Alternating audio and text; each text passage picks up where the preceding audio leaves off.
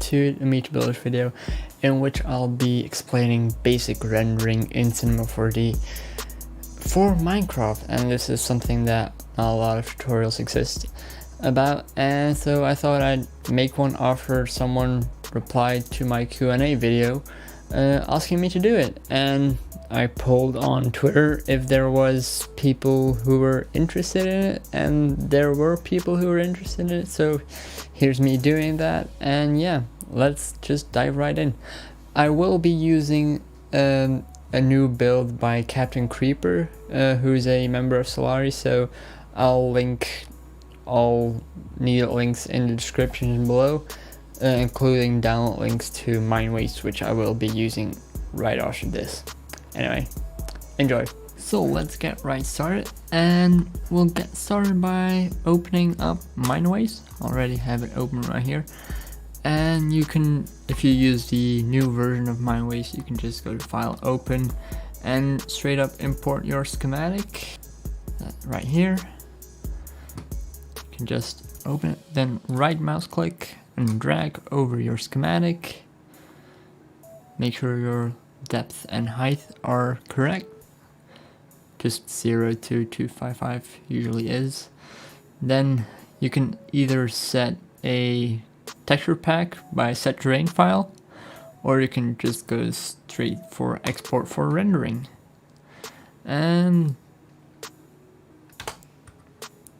okay, so that's exported to an OBJ file. Then we go to Cinema 4D, go to File, Open, and we open the Navigator's Code file. Scale, I have it set at 2. Other scales work as well basically, but I just have it at 2, I don't know why. Okay, with your object open, you see it's just gray, and well, doesn't look quite right for a render now, does it? You can just select your first material and do Ctrl A to select all materials. Then you go to the tab here where you have your material tab. You turn off specular and you turn on alpha. Then you go to color. You set this as your normal color,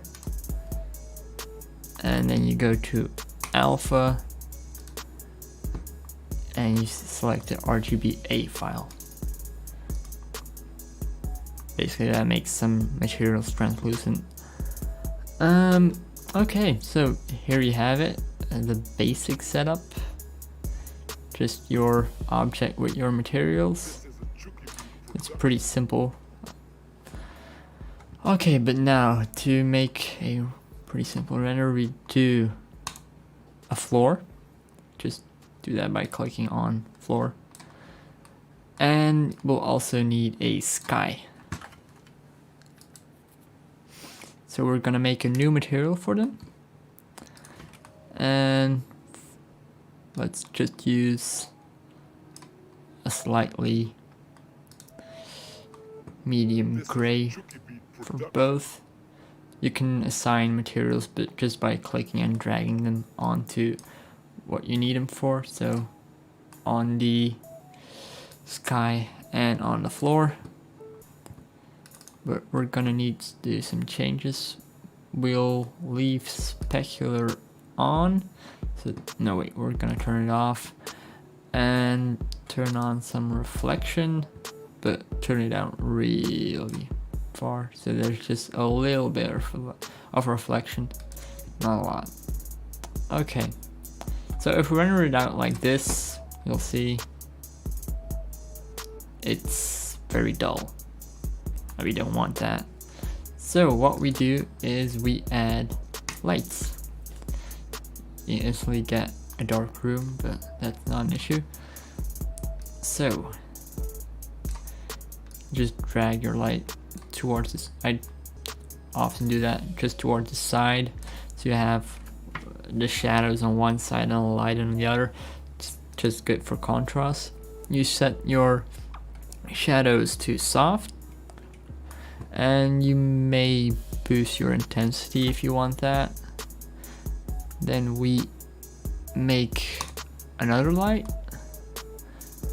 also move it about to the left side but a bit further away and a bit higher up,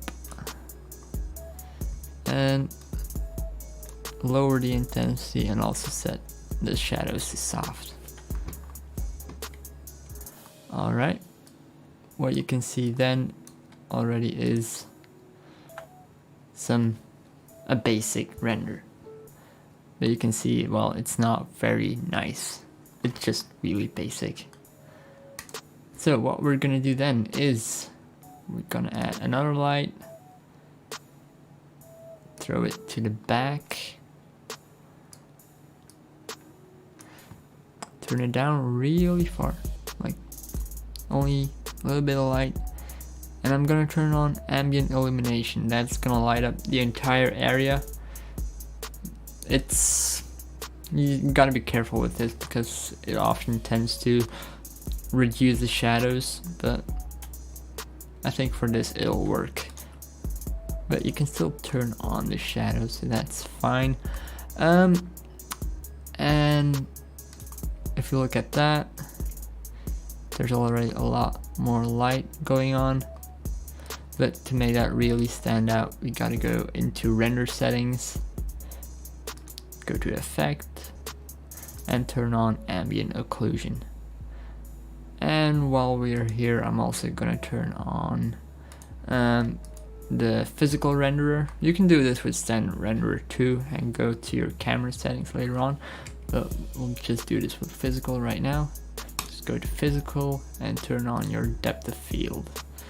And I'm gonna leave it set to low on this occasion, but you can set it to medium high. It just defines your render times basically and how grainy your image can be. Also, let's change our output to a more decent 1920 by 1080. Yeah. And when we render it like this,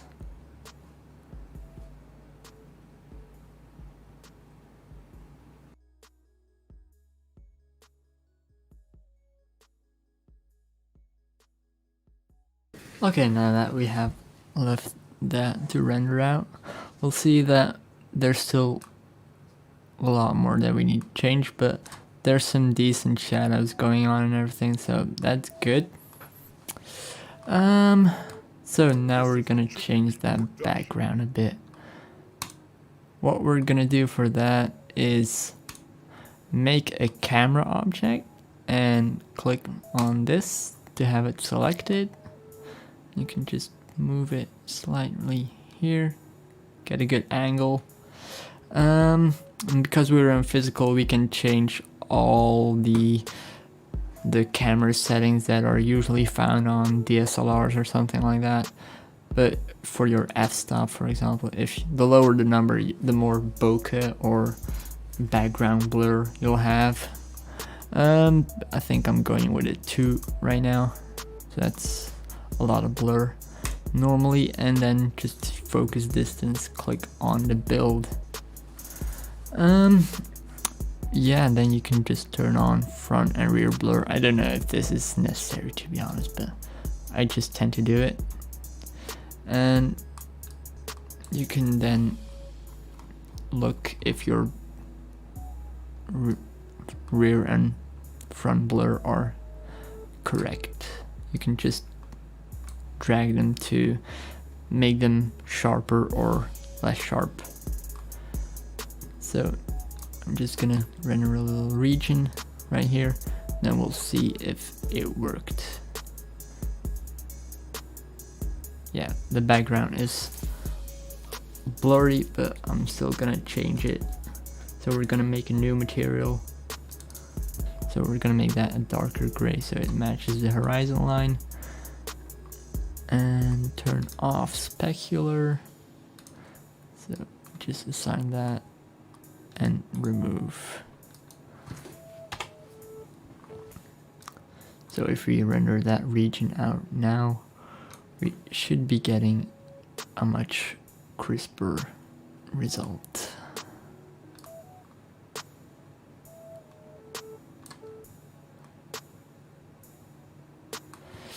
Okay, now for some extras, we can just make a new light, and we're gonna have a little bit of fog going through the image. So we're gonna turn on soft shadows and put visible light to volumetric and turn it into a spotlight. So gonna turn the color a bit more yellow.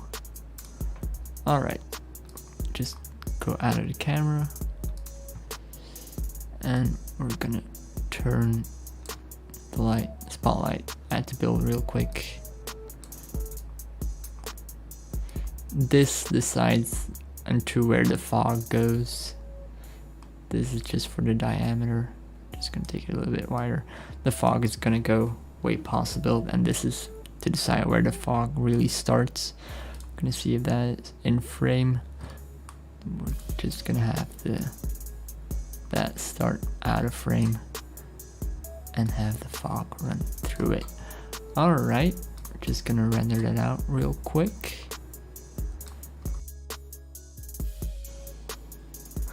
Alright, we still need to add some things. Just boost up the intensity right here. Also go to visibility, turn up the brightness a bit, and put up dust to about 80 or 90. You can even do 100 if you want. And I'm also not quite happy with the light. Just gonna move it back further up and tilt it downwards so we have a nicer shadow. Alright, I think this should be good. Let's render it out.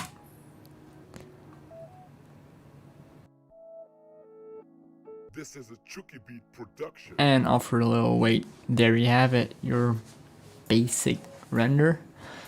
We'll just do some slight color corrections by going to filter, enable filter, and then you can just play around with the colors a bit. I tend to do this a lot. Some people might not appreciate it, but I like it. You can just give it that slightly cool look.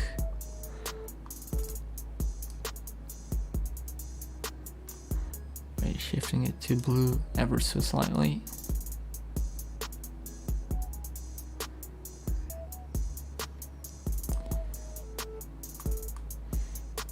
And you can also just boost the contrast a bit and bump up the brightness ever so slightly.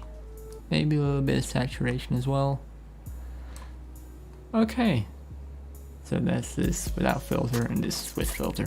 I tend to like it with a little bit of filter. Anyway, this should be it. Well, I hope you enjoyed all that, and if you did, don't forget to hit a like button or subscribe. And if you want other videos to watch, just click right here for tutorials and right here for my latest Q&A video. I'll talk to you guys later. See ya.